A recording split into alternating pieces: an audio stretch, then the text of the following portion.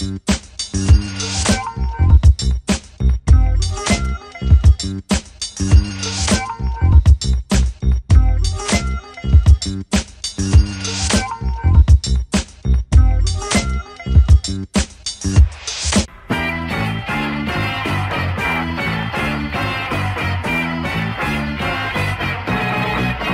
was born in the 60s. At that time in New York, we were basically bankrupt. So, you know, being a kid at those times in the 70s, I was always looking for stuff that was colorful and like creative.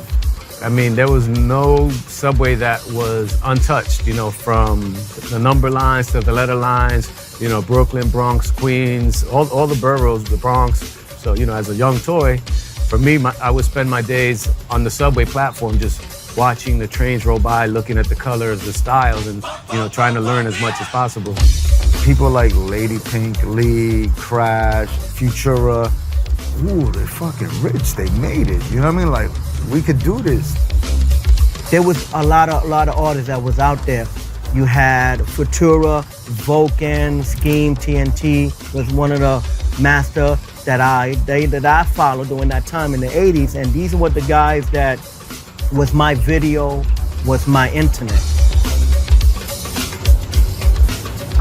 We was the last of our generation on the subway trains. So what ended up happening was in the 80s, the people that we were looking at that was already the kings, these people went from the underground society to now being in galleries. The general idea, the general concept that caught on in New York in the 70s and spread all over New York like wildfire was simply so great. It was bound to happen that sooner or later the idea from New York would spread to the rest of the world. So basically we've been in New York to talk to a bunch of artists, but also some of these other people that came up in our research.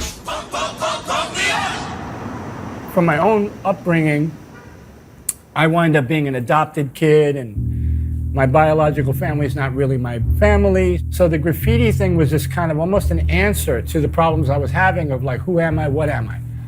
I was like, oh, I'll be like these guys. I'll create this anonymous person, and that's me, you know? So I was Futura 2000.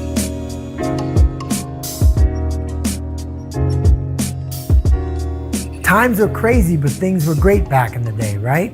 You know, people talk about the buck wild New York. Yeah, it was great. I had a great time, but I also was a very frightened individual. And I feel that what I did then was for that time. And I was in that kind of mindset. There was that type of climate, political and all. The country was kind of hot, whether it was Vietnam War or racial tensions in the country. So there was a lot of people speaking out about things. The offshoot of that stuff was always like, you know, I felt like I have the weapon that I can bring a lot of attention to my name by talking not just about my name.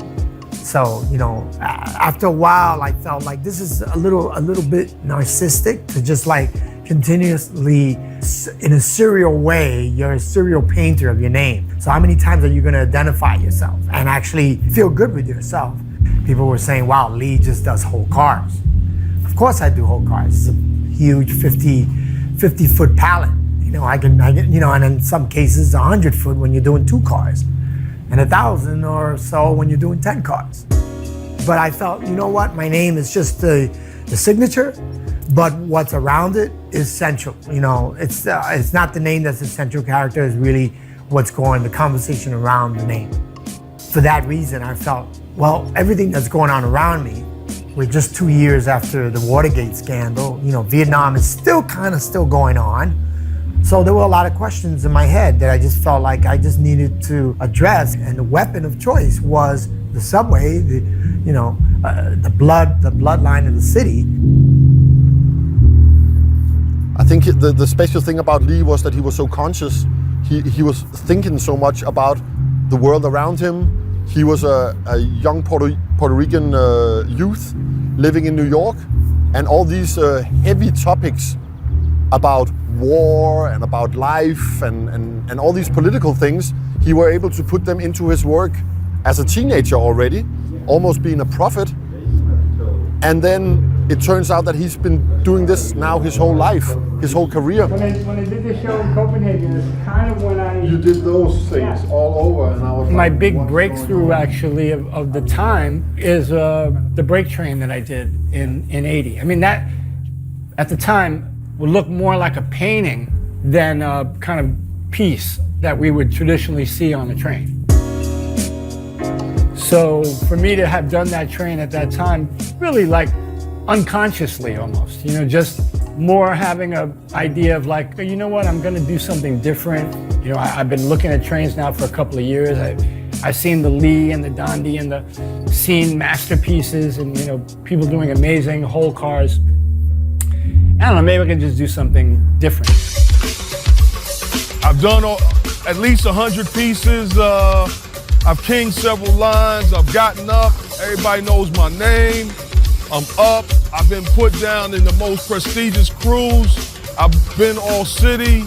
What else is there that I haven't accomplished? So, you know, weighing those things, maybe consciously or subconsciously, I don't know. I was freaking 16 years old, but I made a decision, and the decision was to be in the film. It's a matter of bombing, knowing that I can do it, you know. Every time I get in the train, almost every day I see my name. I say, yeah, you know what, I was there, I bombed it. A writer's number one power is anonymity. So I knew once I showed my face on film, you know, it was over. I really thought writing had kind of died out. And I had no idea that it spread to, you know, several continents. I had no idea. The movies and the books were, of course, like a flash fire, just going everywhere. So it was really interesting to talk to Charlie Ahern, who did Wild Style, and learn about the way he did Wild Style and how it came about. Okay, I feel fine. Don't let me look stupid. Just give me.